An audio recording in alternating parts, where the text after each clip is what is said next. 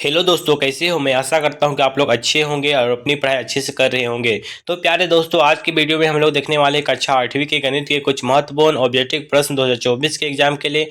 यहां से आपको अपने एग्जाम में बहुत सारे प्रश्न देखने को मिलेगा। तो चलिए प्यारे दोस्तों, इस वीडियो को शुरू करते हैं। पहला प्रश्न है, सबसे छोटी प्राकृतिक संख्या है। तो प्यारे दोस्तों, सबसे पहले हम लोग जानेंगे कि प्राकृतिक संख्या क्या होता है। तो ऐसी संख्या जो गिनती क्रम में एक से शुरू होती है और अनंत तक जाती है, उसे हम प्राकृतिक संख्या कहते हैं। तो यहाँ पे पूछा है सबसे छोटी प्राकृतिक संख्या क्या है। तो प्यारे दोस्तों, सबसे छोटी प्राकृतिक संख्या 1 है, इसलिए इसका सही आंसर हो जाएगा ऑप्शन नंबर ए। चलिए दोस्तों, अगला प्रश्न देखते हैं। अगला प्रश्न है, सबसे छोटी पूर्ण संख्या है। तो प्यारे दोस्तों, सबसे पहले हम लोग जानेंगे पूर्ण संख्या क्या होती है। तो पूर्ण संख्या उसे कहते हैं जो जीरो से शुरू होती है अनंत तक जाती है। यहाँ पे पूछा है सबसे छोटी पूर्ण संख्या है, तो इसका सही आंसर हो जाएगा ऑप्शन नंबर सी, जीरो। अगला प्रश्न है, इनमें से कौन योज्य तत्समक है। तो प्यारे दोस्तों, जो जीरो होता है ना, वह योज्य तत्समक होता है, इसलिए इसका सही आंसर हो जाएगा ऑप्शन नंबर बी। चलिए दोस्तों, अगला प्रश्न देखते हैं। अगला प्रश्न है, इनमें से कौन गुणात्मक तत्समक है। तो प्यारे दोस्तों, इसका सही आंसर हो जाएगा 1, ऑप्शन नंबर ए सही हो जाएगा। चलिए दोस्तों, अगला प्रश्न हम लोग देखते हैं। अगला प्रश्न है, सबसे छोटी अभाज्य संख्या है। तो प्यारे दोस्तों, सबसे पहले हम लोग जानेंगे कि अभाज्य संख्या क्या होती है। तो प्यारे दोस्तों, अभाज्य संख्या उसे कहते हैं जो स्वयं और एक के अलावा दूसरी संख्या से भाग ना जाए, उसे हम अभाज्य संख्या कहते हैं। यहाँ पे पूछा गया सबसे छोटी अभाज्य संख्या है। तो प्यारे दोस्तों, इसका सही आंसर हो जाएगा ऑप्शन नंबर ए, 2। चलिए दोस्तों, अगला प्रश्न देखते हैं। अगला प्रश्न है, सबसे छोटी भाज्य संख्या है। तो प्यारे दोस्तों, सबसे पहले हम लोग जानेंगे कि भाज्य संख्या क्या होती है। तो भाज्य संख्या उसे कहते हैं जो स्वयं और एक के अलावा दूसरी संख्या से विभाग जाए, उसे हम भाज्य संख्या कहते हैं। तो यहाँ पे पूछा सबसे छोटी भाज्य संख्या, तो इसका सही आंसर हो जाएगा 4, ऑप्शन नंबर बी सही हो जाएगा। चलिए दोस्तों, अगला प्रश्न देखते हैं।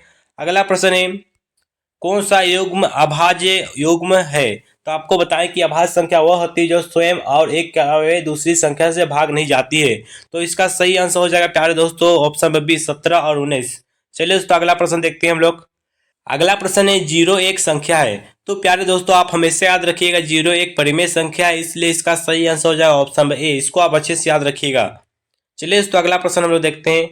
अगला प्रश्न है, पाई एक संख्या है। तो प्यारे दोस्तों, पाई एक अपरिमेय संख्या होता है, इसलिए इसका सही आंसर हो जाएगा ऑप्शन नंबर बी।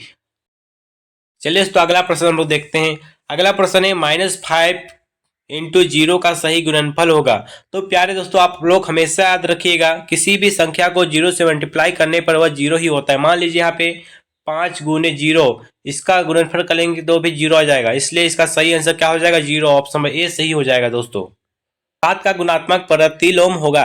तो प्यारे दोस्तों, गुणात्मक प्रतिलोम को आप याद रखिएगा इस प्रकार से कि किसी संख्या का जस्ट उल्टा को ही गुणात्मक प्रतिलोम बोलते हैं। यहाँ पे 7 दिया है, तो 7 का सही आंसर हो जाएगा 1/7 सही आंसर हो जाएगा, ऑप्शन नंबर ए सही हो जाएगा।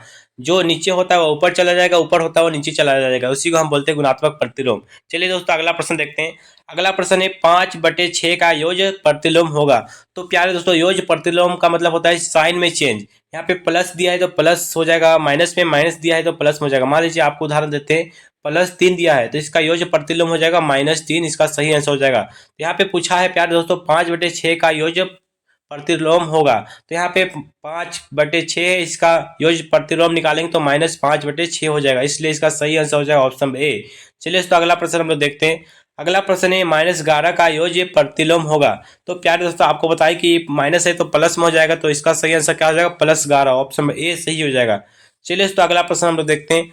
अगला प्रश्न है, -5/9 का योज्य प्रतिलोम है। तो आपको बताएं कि माइनस है तो प्लस में हो जाएगा, प्लस है तो माइनस में हो जाएगा। यहाँ पे माइनस है तो प्लस में हो जाएगा, तो इसका सही आंसर हो जाएगा +5/9, ऑप्शन नंबर सी सही हो जाएगा। चलिए तो अगला प्रश्न हम देख सकते हैं।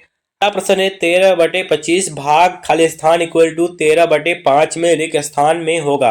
तो चलिए दोस्तों, रिक्त स्थान को सबसे पहले हम x मानते हैं, तो लिखेंगे 13/25 भागा x इक्वल टू 13/5। हम लोग को सबसे पहले भाग को गुना में चेंज करेंगे तो आ जाएगा 13/25 गुना 1/x इक्वल टू 13/5। हम लोग को x का मान निकालना है, इसलिए 1/x इक्वल टू 13/5। इसको राइट हैंड साइड लेके जाएंगे तो क्या हो जाएगा, 25/13। 13 से 13 कैसे हो जाएगा, 5 का 5, 5/6 25। तो 1/x इक्वल टू आ जाएगा 5/1। इसको क्रॉस मल्टीप्लाई करेंगे तो आ जाएगा 5x इक्वल टू 1। x का मान निकालेंगे तो आ जाएगा 1/5।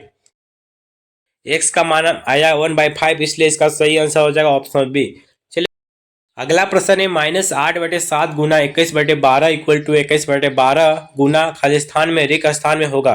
तो सबसे पहले खाली स्थान को हम लोग x मान लेते हैं। तो यहाँ पे आप लोग देख पा रहे प्यारे दोस्तों, 21/12 और 21/12 दोनों साइड है, इसलिए इसको काटेंगे तो बचेगा x इक्वल टू -8/7 आ जाएगा। इसलिए इसका सही आंसर हो जाएगा ऑप्शन ए सही हो जाएगा। चलिए दोस्तों अगला प्रश्न हम लोग देखते हैं। अगला प्रश्न है 40 का 40% होगा।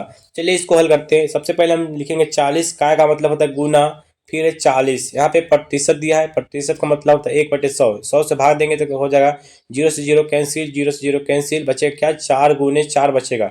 इसको मल्टीप्लाई करेंगे तो आ जाएगा 16, इसलिए इसका सही आंसर हो जाएगा ऑप्शन नंबर डी सही हो जाएगा। चलिए दोस्तों अगला प्रश्न हम लोग देखते हैं। अगला प्रश्न है 3x - 36 का गुणनखंड होगा। चलिए इसको तोड़ते हैं।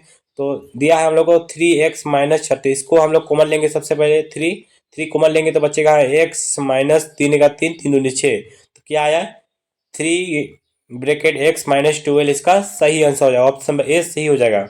चलिए दोस्तों अगला प्रश्न देखते हैं। अगला प्रश्न है x + 3 इक्वल टू 5 में x का मान होगा। चलिए दोस्तों इसका हल करते हैं। सबसे पहले लिखेंगे x + 3 इक्वल टू 5, हम लोग को x का मान निकालना है। x इक्वल टू इधर प्लस में उधर जाके माइनस में हो जाएगा, तो 5 - 3, इसलिए x इक्वल टू क्या बचेगा, इसको माइनस करेंगे तो 2 आ जाएगा। x का मान 2, इसलिए इसका सही आंसर हो जाएगा ऑप्शन नंबर ए। चलिए दोस्तों अगला प्रश्न देखते हैं हम लोग।